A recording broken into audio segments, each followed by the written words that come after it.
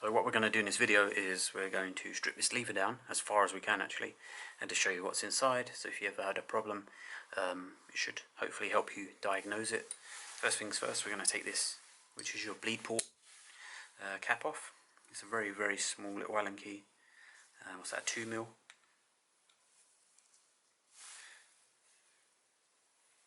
And yeah, it's already quite tight, this one, so they don't need to be. There's a little O-ring on there, so you just kind of turn it and then nip it, and that would be enough. But yeah, some people over tighten them and then they destroy the threads on the inside. So yeah, there's a little rubber O-ring there that come off of it. And we're just going to stick that on the bolt so we don't lose it. There's probably a little bit of fluid in here maybe. In order to take these two cap bolts off, you're going to run a T10 torx on there, and then that will expose the kind of reservoir of the brake. I think this should be a fairly quick video because this brake is probably one of the more simple designs out there. So we're going to take that off, put that over there, and then you have your rubber diaphragm. Just be a bit careful on these little edges because it'd be quite easy to tear this piece of rubber. There you go, there's your fluid, which is mineral oil on these. I'm just going to grab a container and chuck that in there.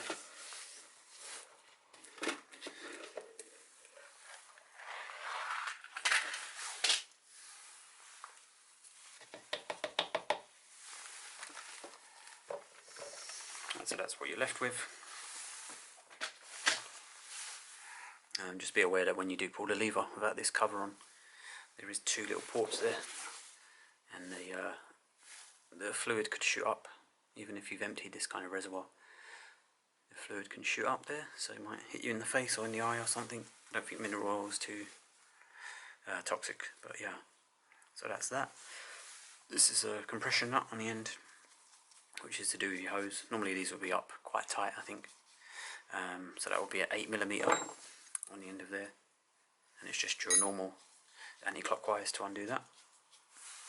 So in terms of this lever design, because these levers and similar levers, this one's a 395, I think.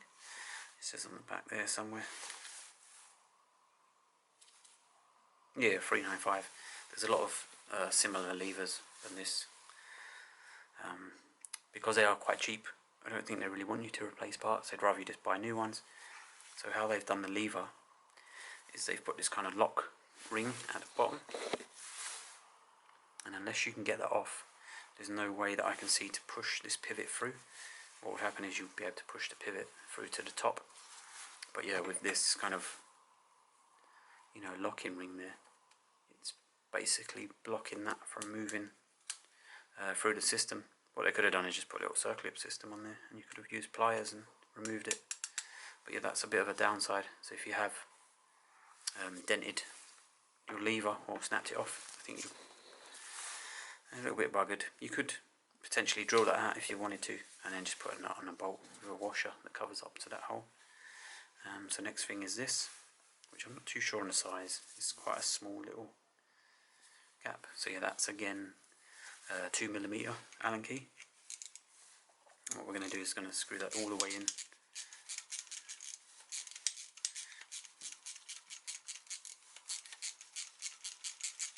And what that will hopefully do is allow you just to flop the lever out of the way once that thread comes off. So yeah, we've still got a little bit to go. So I'm just going to grab an Allen key, because the socket's not long enough to reach in there.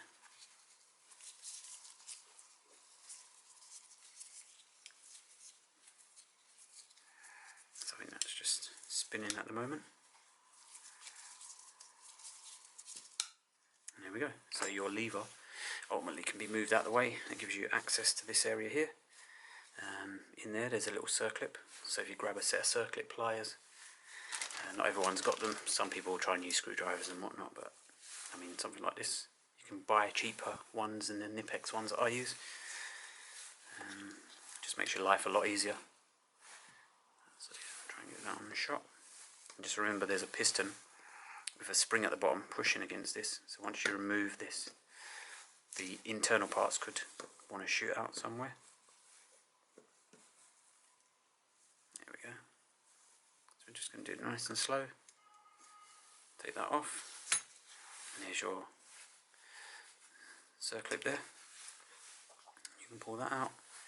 That's your plunger with your washer. Very kind of common design really.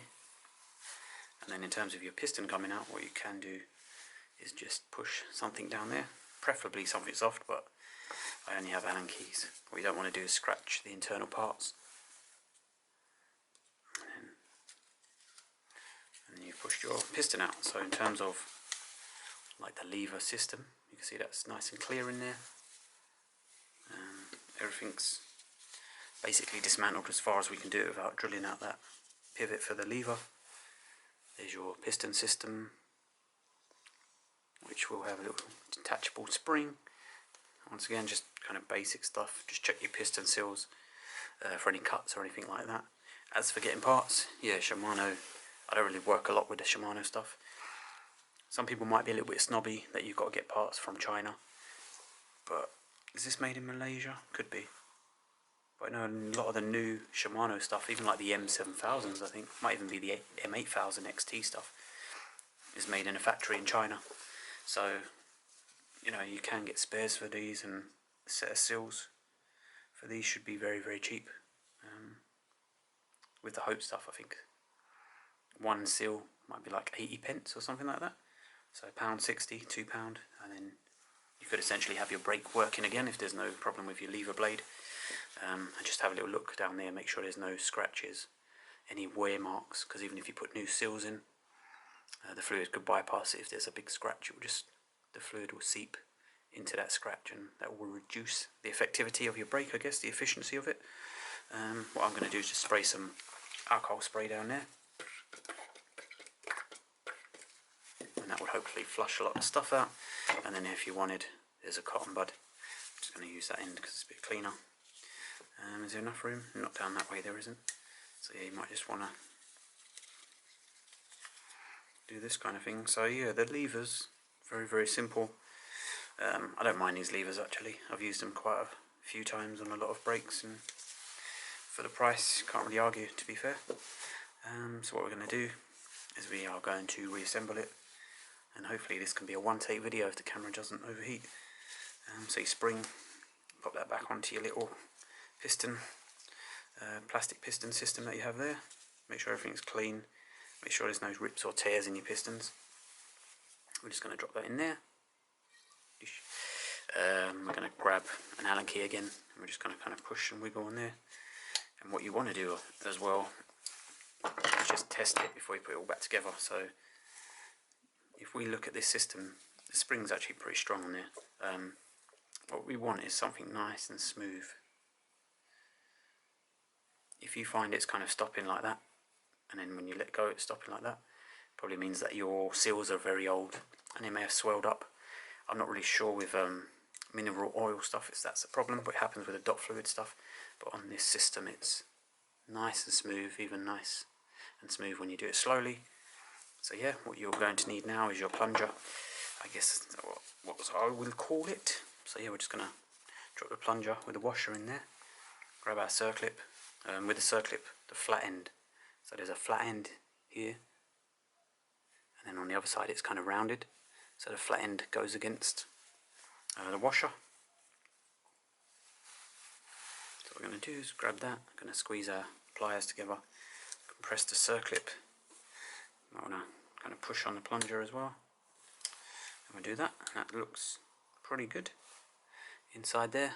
You just want to make sure that the part of the Circlip is now hidden, because then it's going to show you that it's sitting in the recess. I like to just push on it with a little flat end that I've got here, just to make sure really. And that seems good. The other thing is, if it is in the recess, it should move around kind of fairly easily. There we go, we can see that turning, so that's cool. The other thing you can try as well is if you just grab the right Allen key for that, a bit close there, let me zoom out, and just push on there a few times. Just make sure it doesn't want to fall out, and that's nice and secure in there. So that looks good. Now the tricky part is, you can see the thread is obviously longer than where this bolt hole is. So I found that the best way to do it is to thread the Allen key through like that. It's probably a lot easier because I've got a ball-ended Allen key. And then what we're going to use is the ball end of that to push down on the plunger. And I find if you just bring that forward a bit, it's a little bit easier. And what you want to try and do is lever that over. And then once you've got that, just squeeze on the lever. And then you can hope that that's aligned nicely. And then as you turn this, you shouldn't really get any resistance. If you've got resistance, then it's probably just not aligned properly. And just go back and do it, because you will damage the threads quite easily. And then once you've done that a few times, that's going to hold on there, and hopefully we can get our ratchet system in there. Go that way.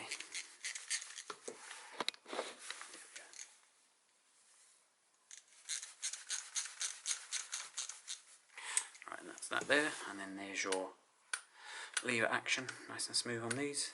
And then the rest of it's just putting this kind of stuff back together. A little rubber diaphragm over there. You then got your top cap and your T10 little torx bolts. What I would kind of suggest with these when you do them up, I don't know why you would take that off. Maybe you're having problems bleeding. Oh, that's the other thing. I probably said it earlier, but I'll do it quickly now. That if you have a problem bleeding things, it might be that these two little holes in here, they can get blocked. Any bit of grit or dirt. If you've seen any of the Hope videos that I did, Hope actually run like a little plate over them holes to try and stop any dirt getting down into them. So it's worth cleaning up this reservoir. Because if you get something blocking that tiny little hole there, it basically means that you can push fluid down, but it won't come back up. So if your pistons come out and you try and push them back in, if this smaller one is blocked, you won't be able to push your pistons back in. None of the fluid will be able to move back into the master cylinder. So yeah, that's the thing. And obviously check this, make sure it's got no holes or anything in there, because that will just leak. A bit of grit that I wanted to get rid of there. I would actually clean this if I was going to use it. It's a bit dirty, it doesn't show up on camera, but I'd get a little cotton bud and clean that out. And that's going to go like so. Grab our little T10 torx. I think whenever you've got like two bolts, one on each side, it's good to go like back and forth, just so you don't tighten one end down, and then it could cause it to leak, because you've got like a lever effect going on, where one side's really tight bolted down, the other side feels tight, but it's just because the other side is trying to kind of push against the bolt, if that makes sense. It's a bit like if you do a car wheel up, you're meant to do like a star pattern just to equalise the pressure, I guess. So yeah, just knit those up, don't have to be crazy tight. And then this one's got your little rubber O-ring. If you want, you can actually put the rubber O-ring there first, and then that slots in nicely, and then just push that on there. It is a tiny little Allen key on there.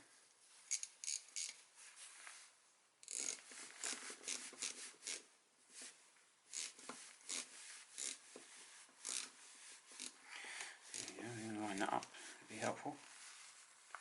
Not really too happy. I have had ones where the thread inside did get damaged. I've bought a couple and they arrived with bad threads. There's not really much that I found you could do. Could probably re-tap it, but it's not worth it on something like this. And then in terms of how tight I want to do it, I'm just gonna nip it. It's not gonna go anywhere, right? I can't turn it with my hand, it's not going to fall out through vibrations, and the little rubber O-ring's going to basically seal it anyway, so just don't do them too tight. I'd rather it leaked than you kill the thread and snap it, because if it leaks you can just torque it up a little bit more. Yeah, ultimately that's your kind of basic Shimano lever, M395 M495